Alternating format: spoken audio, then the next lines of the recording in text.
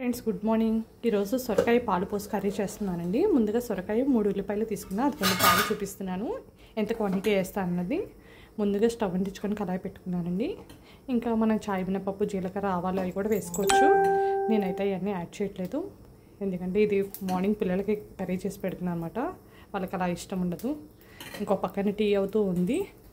ఇది ఆల్రెడీ నేను వడియాలు వేయించుకున్న కళాయేనండి, అందుకని అదే యూజ్ చేస్తున్నాను.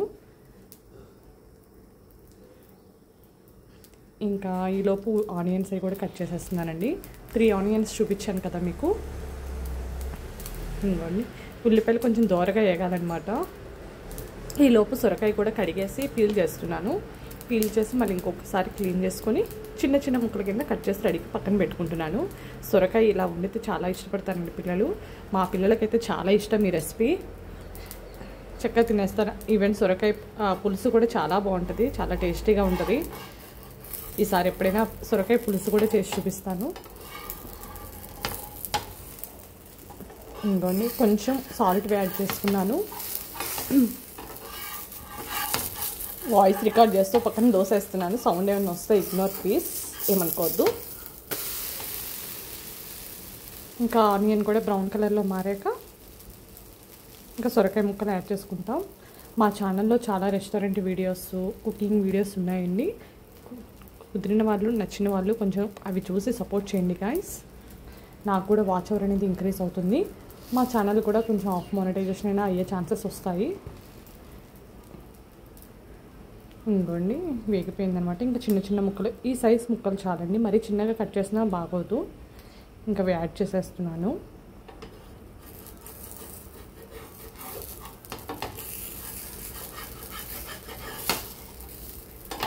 యాడ్ చేసిన తర్వాత లిడ్ పెడుతున్నానండి. సొరకాయ ముక్కలు యాడ్ చేసి ఈవెన్ మార్నింగ్ ఈ రెసిపీ అయితే నాకు నియర్లీ 35 మినిట్స్ పట్టిద్దండి. కరెక్ట్గా మనకి పిల్లల క్యారేజీలోకి టైం సరిపోతుందన్నమాట.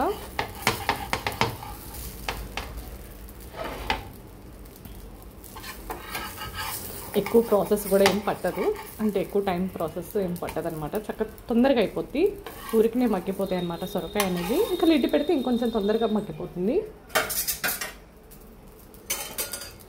ఇదిగోండి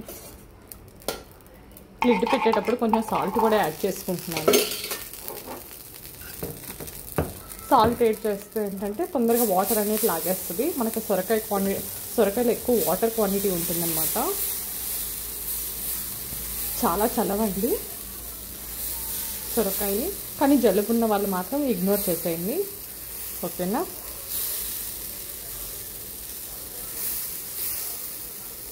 హెల్త్కి మాత్రం చాలా మంచిది సొరకాయ, బీరకాయ ఇలాంటి కూరగాయలు.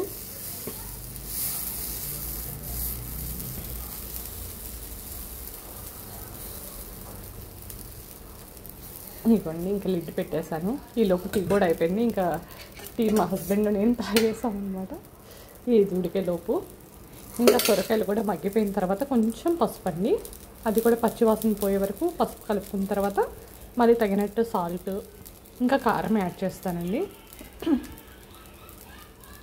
సాల్ట్ వేస్తే పాలు ఇరిగిపోతాయేమో అలా అని ఏమనుకోవద్దు, టేస్ట్ అయితే సూపర్ ఉంటుంది ఫైనల్గా అయితే.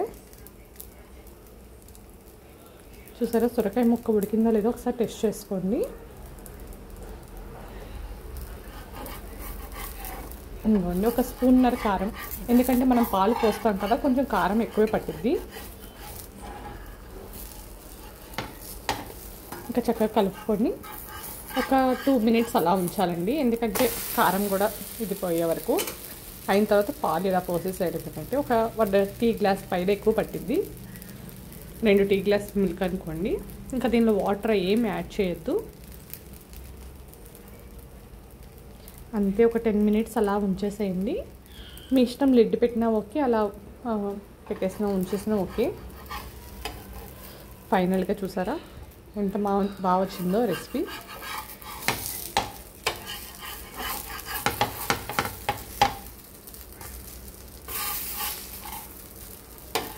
చక్కగా పిల్లలకి క్యారేజ్లో చక్కగా కలిపి పెట్టేయచ్చు.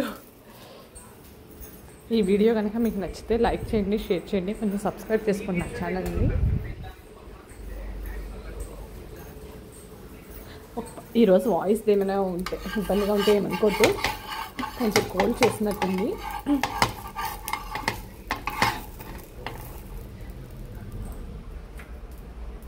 Okay bye, thank you for watching.